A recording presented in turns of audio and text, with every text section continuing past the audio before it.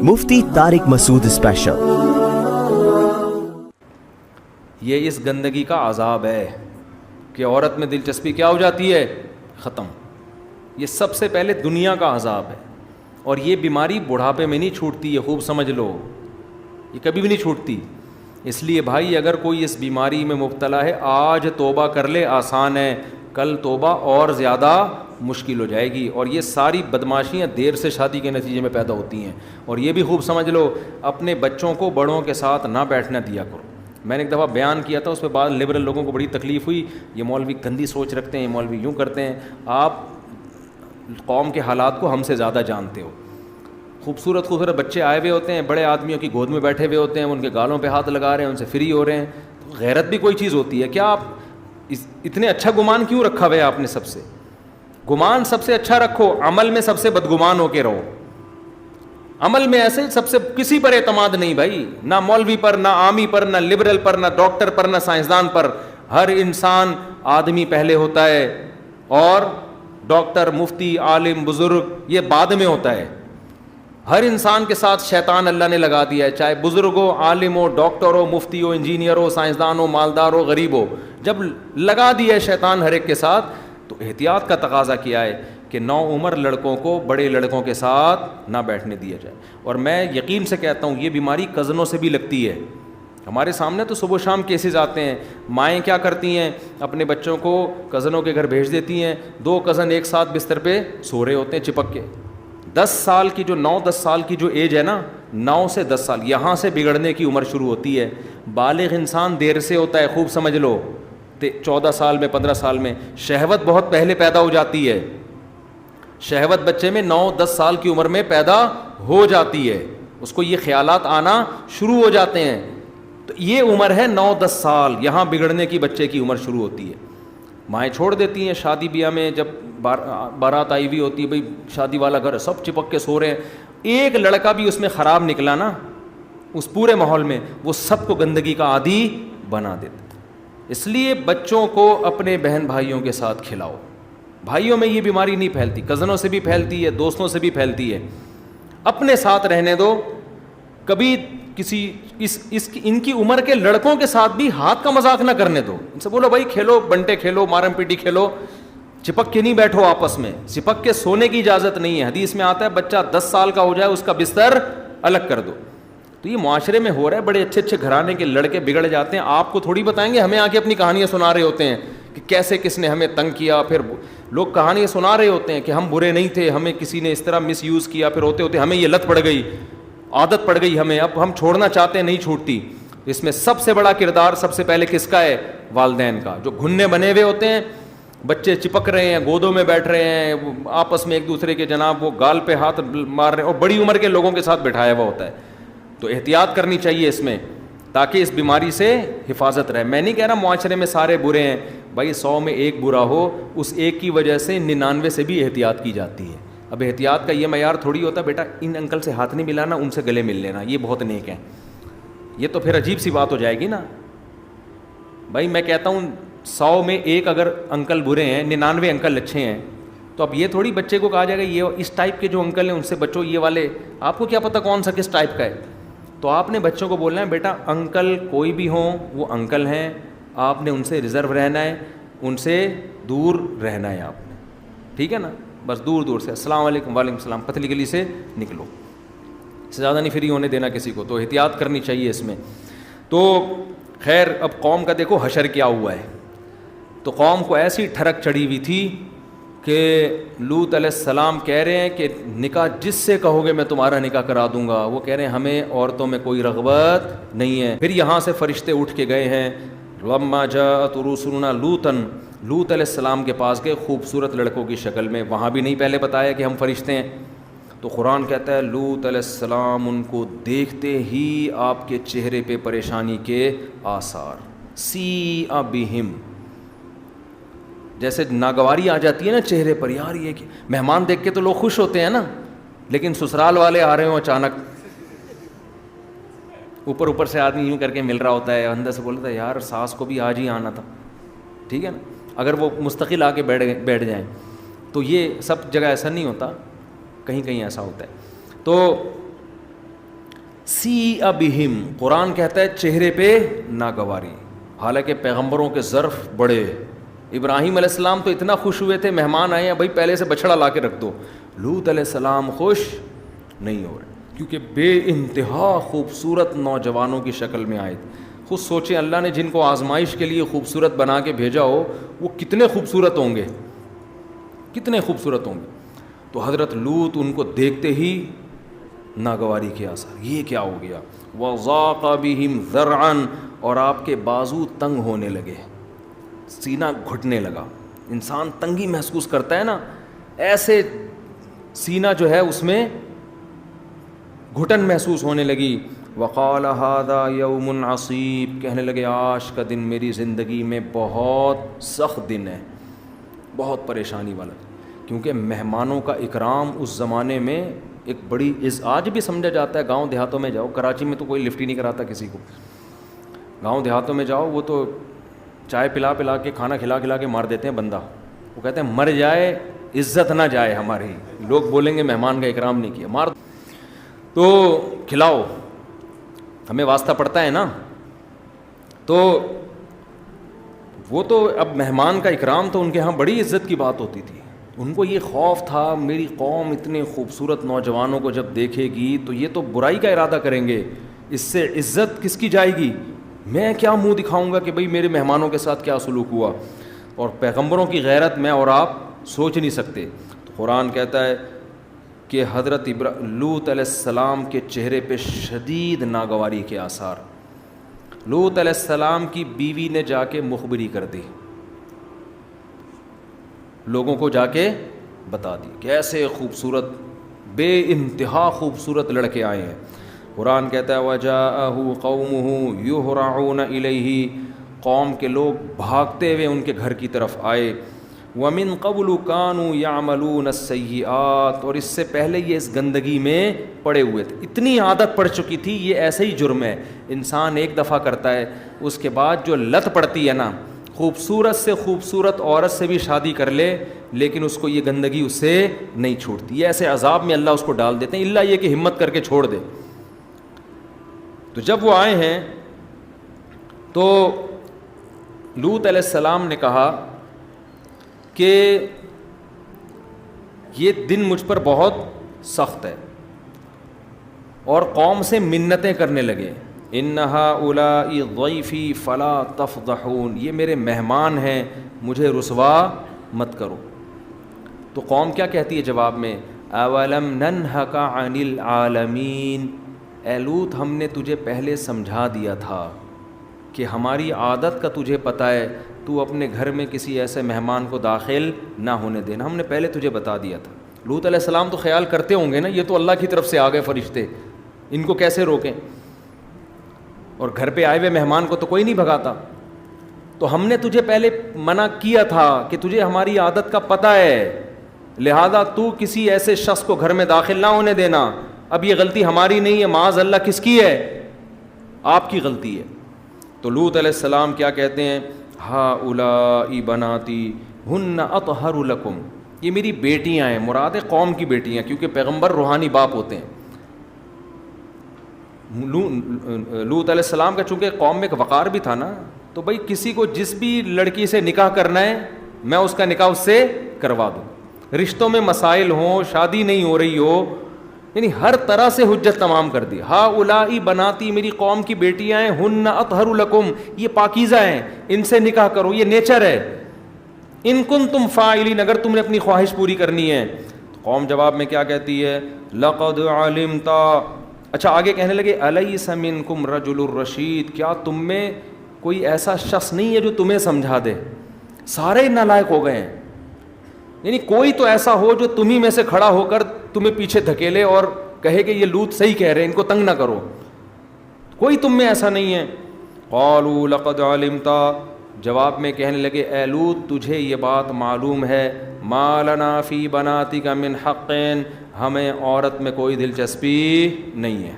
قرآن ایک جگہ کہتا ہے لعمرک انہم لفی سکرتہم یعمہون، اے محمد صلی اللہ علیہ وسلم ہمیں آپ کی عمر کی قسم وہ لوگ نشے میں مدہوش تھے، شہوت دماغ پہ چڑھی ہوئی تھی ان کی، ذرا بھی خیال نہیں تھا کہ یہ پیغمبر پاک سیرت ہے. دیکھو انسان کتنا ہی برا ہوتا ہے, سامنے والے کی داڑھی دیکھ کر, اس کے چہرے کا نور دیکھ کر, اس کی پاکیزہ زندگی دیکھ کے اس پہ ترس آ جاتا ہے کہ یار یہ گندگی کرنی ہے کسی اور کے ساتھ جا کے کر لو.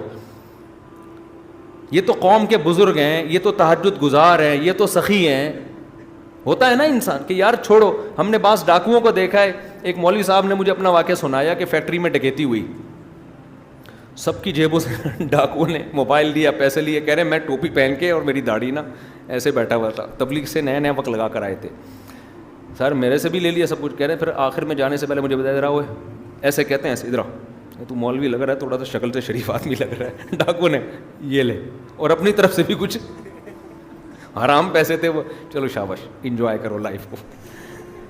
غلط کیا ڈاکو نے, لیکن تھوڑی سی اس میں بھی کیا آ گئی, تھوڑی سی غیرت آ گئی. یار داڑھی دیکھ لو. بعض لوگ لڑکیوں کو چھیڑتے ہیں, لیکن پردے والی لڑکی کو دیکھ کے تھوڑی ان کو غیرت آ جاتی ہے.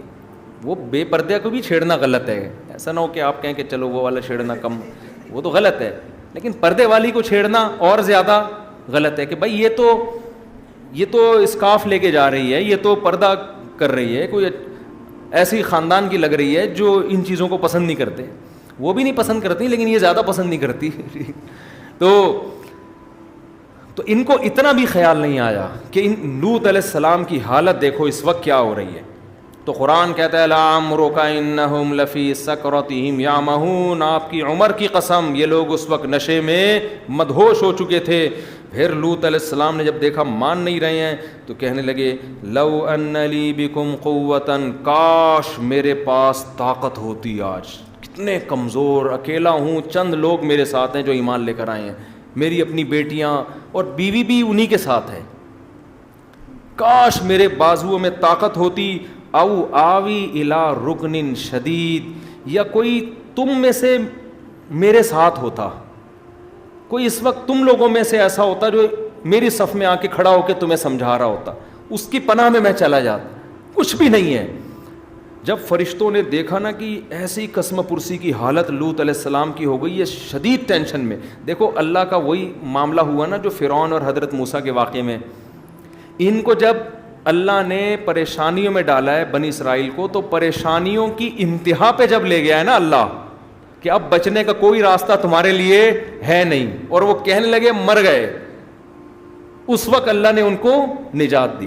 اور فرعون کو جب اللہ کامیابی کی انتہا پہ لے کر گئے ہیں کہ اب تو پوری بنی اسرائیل آپ کے کنٹرول میں, آگے دریائے پیچھے فرعون ہے, اب یہ کہیں نہیں بھاگ سکتے. فرعون اپنی کامیابی کی انتہا کو پہنچ چکا تھا اور بنی اسرائیل اپنی ناکامی کی انتہا کو, اور ایک دم اللہ نے معاملہ کیا کیا ہے, پلٹا ہے کہ بنی اسرائیل کو کامیابی کی انتہا تک پہنچا دیا اور فرعون کو ناکامی کی انتہا تک. یہ اللہ آزماتا ہے نیک لوگوں کو, اللہ پریشانیوں کی انتہا تک پہنچا کے آزماتا ہے, اور بروں کو اللہ آسائشیں دے دے کے سنستدرجہم, قرآن کہتے ہیں ہم آسائشیں دیتے ہیں تاکہ گناہ میں انتہا کو پہنچے, تاکہ ہم ان کو عذاب دیں, حجت تمام ہو جائے. اللہ عذاب دے تو اللہ کو بھی ترس نہ آئے ان کے اوپر کہ میں نے ان کو مہلت نہیں دی تھی, ان کو موقع ہی نہیں ملا, ایسا. تو اب لوط علیہ السلام کئی سال سے قوم کو سمجھا رہے ہیں لڑکوں سے بدفعلی مت کرو, عورتیں پیدا کی ہیں. وَتَذَرُونَ مَا خَلَقَ لَكُمْ رَبُّكُم مِّنْ أَزْوَاجِكُمْ, جن عورتوں کو اللہ نے تمہارے لیے پیدا کیا ان کو چھوڑ دیتے ہو تم, اور تم لڑکوں کی طرف آتے ہو. أَتَأْتُونَ الْفَاحِشَةَ مَا سَبَقَكُم بِهَا مِنْ أَحَدٍ مِّنَ الْعَالَمِينَ, ایسی بے حیائی کر رہے ہو جو اس کائنات میں اس سے پہلے کسی نے بھی نہیں کی, کیونکہ یہ نیچرل نہیں ہے, یہ تو ایک دوسرے سے سیکھتے ہیں لوگ, جو نہیں رہیں گی, اور اللہ کے عذاب سے بھی ڈرا رہے ہیں. تو بجائے عذاب آنے کے کیا ہو رہا ہے, گناہ اور زیادہ آسان. اسی خوش فہمی میں آتا ہے گناہ گار کہ یار میرے لیے گناہ آسان ہو رہے ہیں, اگر اللہ ناراض ہوتا تو عذاب دیتا نا, اور آسانیاں کیوں پیدا کر رہا ہے. میں مثالیں دیتا ہوں نا, پہلے زنا کرنا مشکل تھا, اب کیا ہو گیا ہے, بولو آسان. زنا کے خلاف علماء تقریریں کرتے تھے, زانی پر یہ عذاب, زانی پر یہ, زانی کہتے تھے ہم پر تو کوئی عذاب نہیں آیا, بلکہ اب زنا اور زیادہ سستا اور زیادہ آسان. بعض تو اچھے اچھے گھرانوں کی لڑکیاں زنا کر لیتی ہیں, میرے تو پاؤں سے زمین نکل جاتی ہے جب میں ایسے واقعات سنتا ہوں نا. پہلے کوئی فحش فلمیں دیکھنے کے لیے مخصوص سینما گھر تھے, چھپ چھپا کے جاتے تھے لوگ, اب ہر ایک کے موبائل میں سہولت موجود ہے, انٹرنیٹ پہ سہولت موجود, جو گند دیکھنا چاہو. تو گناہ مشکل ہونے کے بجائے کیا ہو رہا ہے؟ آسان. اور گناہ گار یہ کہہ رہے اللہ کا عذاب تو آیا نہیں, میں نے تو اتنی فلمیں دیکھ لی, میں نے تو اتنے زنا کر لیے, میں نے تو اتنا یہ کر لیا. او بھائی یہ اللہ کا عذاب نہ آنا زیادہ بڑا عذاب ہے. اللہ کی رحمت یہ گناہ کرو فوراً چپت لگ جائے, انسان کا بچہ بن جائے آدمی. صحابہ کے ساتھ ایسا ہی ہوتا تھا, گناہ کرتے تھے فوراً سزا ملتی تھی, یہیں دھل دھلایا جاتا تھا معاملہ. کتنے واقعات ہیں حدیث میں. ایک صحابیہ سے زنا ہوا, جوہینہ قبیلے کی تھیں. یا رسول اللہ سزا جاری کریں میرے اوپر, رجم کریں. آپ نے چہرہ پھیر لیا, دوبارہ آئیں. آپ نے فرمایا تم تو حمل سے ہو, نہیں پھر دوبارہ آئیں, کہا سزا جاری. وہ چاہ رہی تھی کہ یہ پتھروں سے مار کے مجھے ہلاک کر دیں, یہیں دھل دھلا جائے میرا گناہ, کیونکہ ان کو پتہ تھا زنا ہو تو گیا ہے مگر اس کی سزا آخرت میں کتنی بڑی ہے. یا رسول اللہ مجھے سزا دیں. آپ نے پھر چہرہ پھیر لیا, تیسری دفعہ آئیں, پھر چوتھی دفعہ آئیں. پھر آپ نے کہا تمہارے پیٹ میں بچہ ہے, بچہ جل لیا. پھر آئیں, اب سزا دیں مجھے. آپ نے عرض کیا کہ ابھی اس بچے کو تمہاری ضرورت ہے. روٹی کا ٹکڑا پکڑا کے آئیں بچے کے ہاتھ میں کہ بڑا ہو گیا ہے, اب اس کو میری ضرورت نہیں ہے. پھر آپ نے حکم دیا, رجم کیا, خون کی چھینٹیں پڑی ہیں یا جنازہ پڑھایا. تو حضرت عمر نے اعتراض کیا یا رسول اللہ ایک زانی عورت کا آپ جنازہ پڑھا رہے ہیں.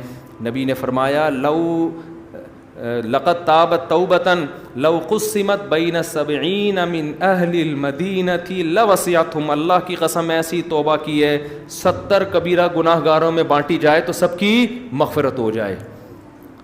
ان کو پتا تھا بھائی گناہ ہلکی چیز نہیں ہے, پتھر مروا دیے.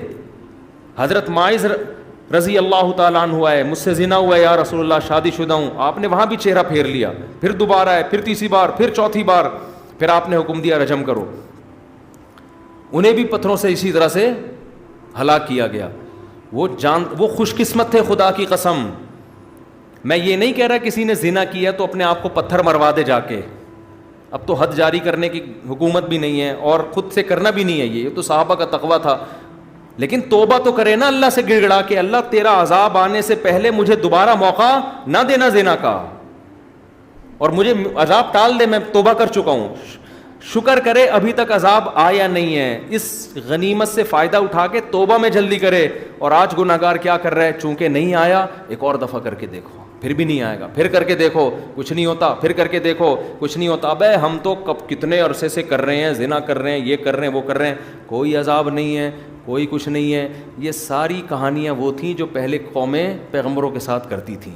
کوئی عذاب نہیں آتا, کوئی عذاب نہیں آتا. وہی ان چیزوں سے متاثر نہ ہو, کیونکہ دنیا میں عذاب نہیں بھی آیا, اللہ نے موت کا ایک دن رکھا ہے, اور موت کے وقت توبہ قبول نہیں ہوگی.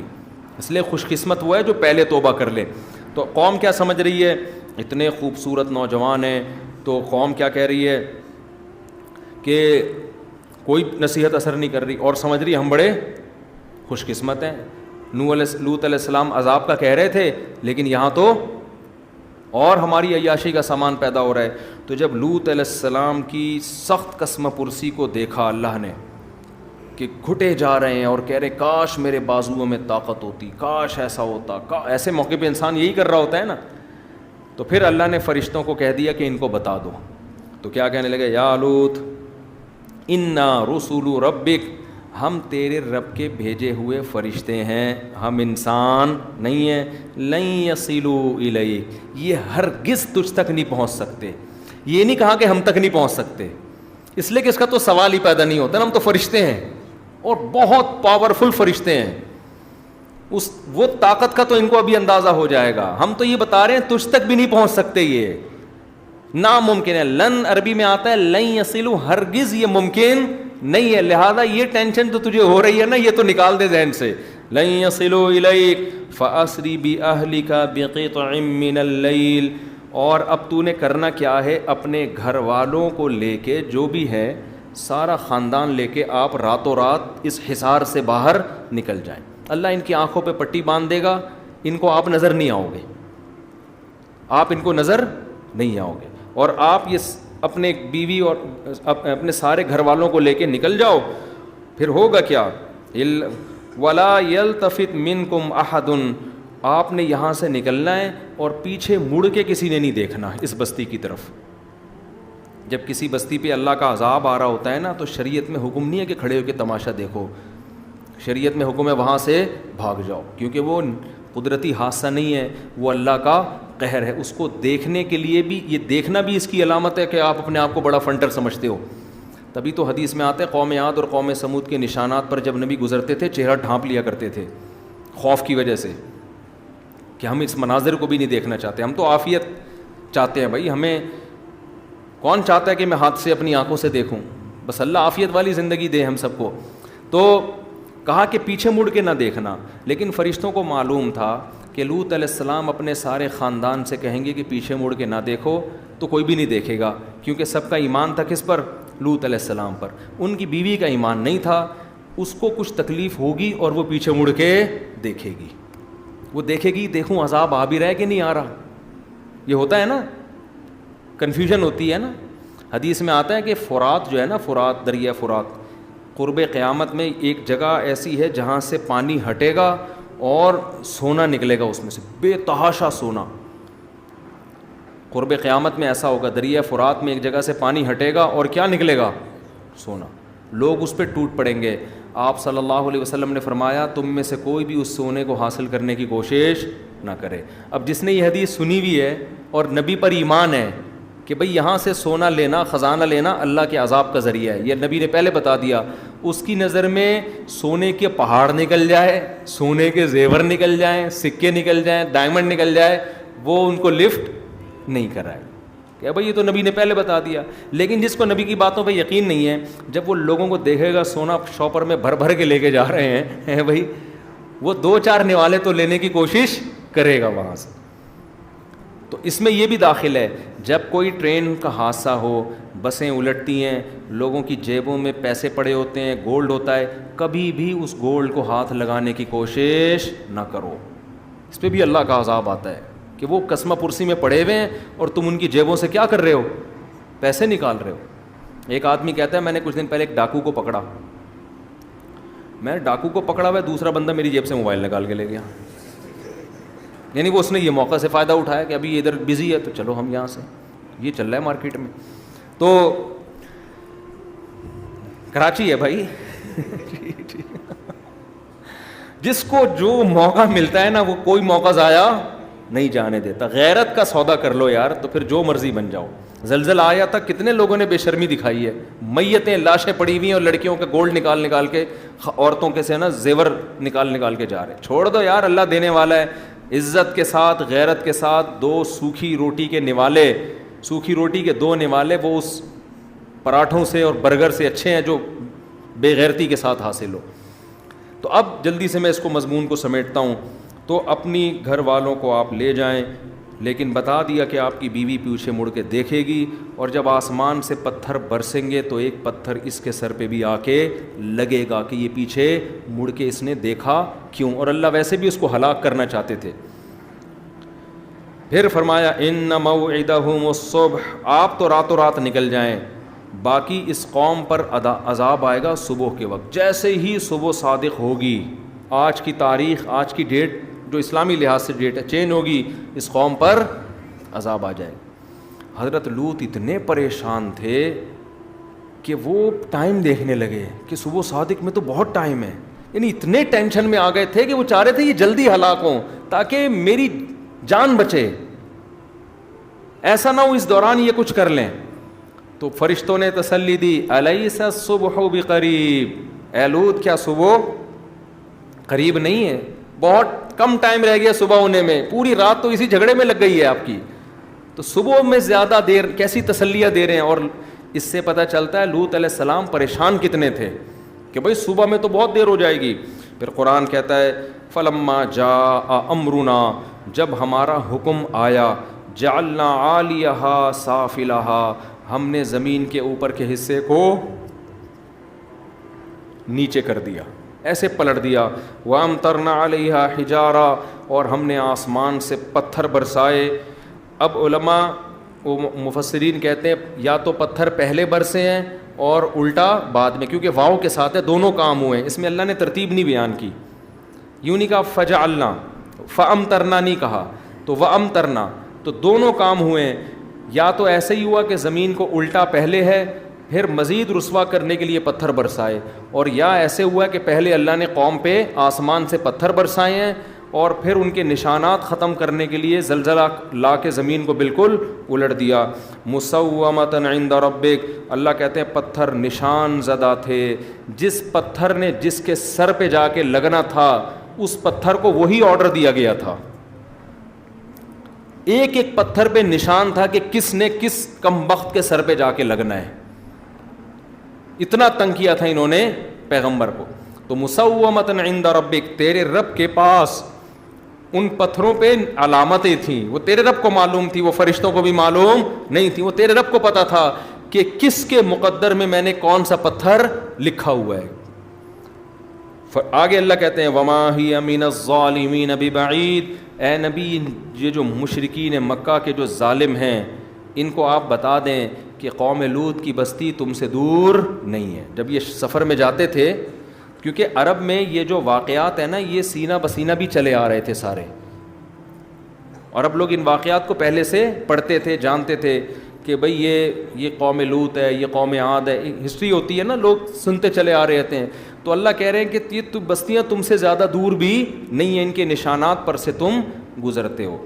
تو اس سے بھائی ہمیں کیا سبق ملتا ہے؟ وقت بہت زیادہ ہو گیا. کہ اپنے آپ کو اس گندی عادت اور لعنت سے بچائیں. پہلی بات تو یہ کہ بچپن سے ہی احتیاط کریں. ماں باپ کی ذمہ داری ہے, استاذ کی ذمہ داری ہے کہ وہ بچوں کو بچا کے رکھے, ٹیچر کی ذمہ داری ہے کہ وہ نگرانی کرے, خود بھی زیادہ فری ہونے کی کوشش نہ کرے, ریزرو رہنا چاہیے. دوسری بات کیا ہے؟ بر وقت شادی کر دو بچے کی بالغ ہوتے ہی. حلال میں مشغول ہو گیا, حرام سے نفرت, دل ہی نہیں چاہے گا اس کو یہ باتیں. ہم جو لوگ یہ کام نہیں کرتے نا ان کو حیرانگی ہوتی ہے کہ یار یہ لوگ کیسے کر لیتے ہیں, لڑکوں سے کیسے خواہش پوری کرتے ہیں. ان کو تو الٹی آتی ہے یہ سنتے ہی. ہمارے حضرت فرمایا کرتے تھے, ہم جب سنتے تھے کہ لڑکوں سے بھی بدفعلی کوئی کرتا ہے تو کرنا, ہمیں تو قے آنے لگتی تھی کہ کیسا گندا آدمی ہوگا جو یہ کر رہا ہے. تو آپ نیچر پہ قائم رکھنے کے لیے ضروری ہے کہ حلال میں اس کو پہلے مشغول کر دو. سمجھتے ہو؟ بالغ ہوتے ہی کیا کر دو؟ نکاح کر دو اس کا, ورنہ بڑی عمر میں بھی پھر یہ گندگی چھوٹتی نہیں ہے. چھوڑنا چاہے تو چھوٹ جاتی, مشکل ہو جاتی ہے. تو جتنا دیر ہوگی اتنا ہی مشکل ہو جائے گا یہ کام. اور اس کے لیے چونکہ یہ ایک نفسیاتی بیماری کی طرح چپک جاتی ہے تو اس لیے اس کے لیے ماہر نفسیات سے بھی رابطہ کرنا چاہیے. لیکن ماہر نفسیات کوئی ایسا ڈاکٹر ہو جو خود ان چیزوں کو, کیونکہ آج کل لبرل بہت پیدا ہو رہے ہیں نا, امریکہ سے پڑھ رہے ہیں تو ایکچولی نو یہ کر کے نا یہ تو ایک انسان کی وہ ہے, بائی بون ایسے ہوتے ہیں. ٹوپی ڈرامے بہت شروع کر دیے آج کل ڈاکٹروں نے. کوئی ایسا ڈاکٹر جو اس کو بغیرتی سمجھتا ہو. زیادہ تر تو اب تک الحمدللہ بغیرتی ہی سمجھتے ہیں اس عمل کو, ٹھیک ہے نا. لیکن اب کیونکہ یورپ سے متاثر ہو رہے ہیں نا ہمارے ڈاکٹر بھی, ہو سکتا ہے کچھ دنوں میں وہ اس کو پروموٹ کرنا شروع کر دیں کہ ریلیکس ہونے کے لیے. ایکچولی آج کل ٹینشنیں بہت ہیں, اگر وسیم بھائی سے تمہاری شادی ہوگی تو کیا ہو گیا اس میں. تو یہ ہو سکتا ہے کچھ کل ہمارے ڈاکٹر اس طرح کی باتیں شروع کر دیں. میں وہ یہ لڑکا ہے نا ہمارا شاگرد ہے یہ فہد جو ریکارڈنگ کرتا ہے, بڑی یورپ کی تعریفیں کر رہا تھا, جرمنی بہت اچھا ہو, یورپ ایکچولی یہ وہ آزادی. میں نے کہا بھائی بہت اچھا ہے, ٹھیک ہے, لیکن ایسا نہ ہو تم بڑے ہوگے, تمہارے بچے بڑے ہو جائیں گے, ایک دن بچہ کہ ابو میں نے وسیم سے شادی کرنی ہے. ہاں یہ اتنی آزادی ہے وہاں پہ. ابو میں نے سبکتگین سے شادی, ابو میں نے ارشد سے شادی کرنی ہے. تو تمہاری بہو ارشد صاحب تمہاری بہو ہو, صحیح ہے نا, اور تمہارا بیٹا بھی بہو ہو ارشد کے ابو کا, ٹھیک ہے نا. تو اتنی آزادی یہ اچھی نہیں ہے. تو وہ تو گورے تو اس کو صحیح سمجھتے ہیں, سارے گورے صحیح بھی نہیں سمجھتے. ایک گورے کا بھی آئے وہ رو رہا ہے کہ میرا بیٹا یا مائیکل جیکسن ٹائپ کے کسی آدمی سے شادی کر رہا ہے, یعنی کوئی بندہ وہ رو رہا ہے کہ میرا بیٹا, کیونکہ ان میں بھی بہت سے لوگ ابھی تک فطرت پہ قائم ہیں. ابھی ٹائم لگے گا ان کو پوری قوم کو بگڑنے میں, پوری قوم ابھی ان کی نہیں بگڑی ہے. تو اس لیے اللہ کا واسطہ کسی میں یہ مسئلہ ہے تو ابھی توبہ کر لو اور شادی کر لو جلدی, تاکہ اس عذاب سے جتنا جلدی ہو جان چھوٹے. اللہ تعالیٰ سمجھنے کی عمل کی توفیق عطا فرمائے.